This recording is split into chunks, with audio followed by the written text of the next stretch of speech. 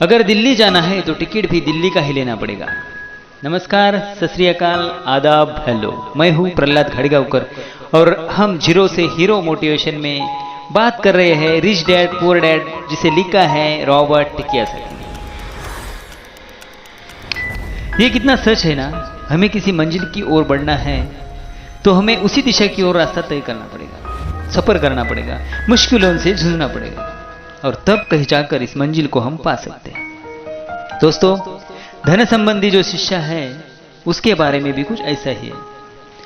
धन कमाना एक अलग बात है, पर इस धन को सही ढंग से संभालना एक अलग कला है। पैसा एक तरह की ताकत है, पर इससे भी बड़ी ताकत है उसे संभाल कर रखने की समझ। पैसा तो आता और जाता रहेगा, पर अगर आप जानते हैं कि पैसा किस तरह से काम करता है तो आप ज्यादा ताकतवर हो जाते हैं और आप दौलत कमाना शुरू भी कर लेते हैं। देखिए, केवल सकारात्मक सोच से ही समस्या हल नहीं होती है। हाँ, ये जरूर है कि सकारात्मक सोच आपको उस दिशा की ओर बढ़ने की हिम्मत देती है। देखिए, ना ज्यादातर लोग स्कूल में पढ़ते हैं और वहां पर वो कभी ये सीख नहीं पाते कि पैसा काम किस तरह से करता है। इसलिए वो पैसे के लिए काम करने के लिए अपनी पूरी जिंदगी बर्बाद कर देते हैं। रॉबर्ट कियोसाकी ये कहते हैं कि उनकी ये पैसे से जुड़ी हुई शिक्षा, वित्तीय शिक्षा, जब वो केवल 9 साल के थे तभी शुरू हुई। पर सबसे जरूरी बात ये थी कि उन्होंने जब पहला कदम उठाया था, ये निर्णय लिया था कि उन्हें किसकी बात सुननी है, अपने पुअर डैड की, जो कि बहुत ही पढ़े लिखे हैं पर पैसे को अहमियत नहीं देते, या फिर रिच डैड की, जो कि उन्हें उतना ही प्यार करते हैं जितना कि उनके पुअर डैड करते थे, पर उन्होंने कभी पैसे को छोटा नहीं समझा।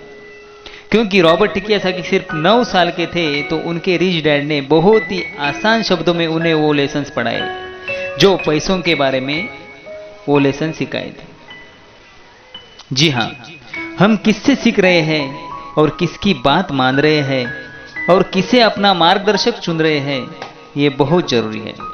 क्योंकि जो हमें गाइड कर रहा है, अगर उसका नजरिया ही अलग है तो वो आपको सही मंजिल की ओर नहीं पहुंचा पाएगा। रॉबर्ट कियोसाकी के दोनों भी डैड, रिच डैड और पुअर डैड, उन्हें उतना ही प्यार करते थे, पर सिर्फ उनके नजरिए की वजह से रॉबर्ट कियोसाकी ने अपने रिच डैड की बात सुनना पसंद किया।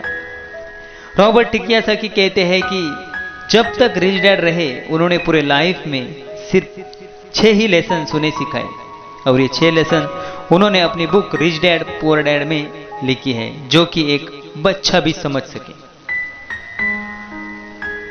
तो सबक ऐसा है। सबक नंबर 1, अमीर लोग पैसे के लिए काम नहीं करते। सबक नंबर 2, पैसे की समझ क्यों सिखाई जानी चाहिए। सबक नंबर 3, अपने काम पर ध्यान दो और अपने काम से काम रखो। सबक नंबर 4, टैक्स क्या है उसे समझो और कॉरपोरेशन की ताकत। सबक नंबर 5, अमीर लोग पैसे को जन्म देते हैं। सबक नंबर 6 है, पैसे कमाने के लिए काम ना करें, सीखने के लिए काम करें। तो धन्यवाद दोस्तों, ये था रिच डैड पुअर डैड का दूसरा पार्ट। क्या सुने और क्या चुने, ये हमने आज सीखा। अगले पार्ट में देखेंगे डिसीजन के बारे में। जल्दी डिसीजन लेना सीखो। तब तक खुश रहो, आगे बढ़ते रहो। और अगर हमारे चैनल को सब्सक्राइब नहीं किया है तो अपने प्यारे हाथों से लाल बटन दबा के सब्सक्राइब करो और बेल आइकॉन दबाओ। इससे आपको हमारे हर एपिसोड का नोटिफिकेशन मिलता रहेगा। Bye bye.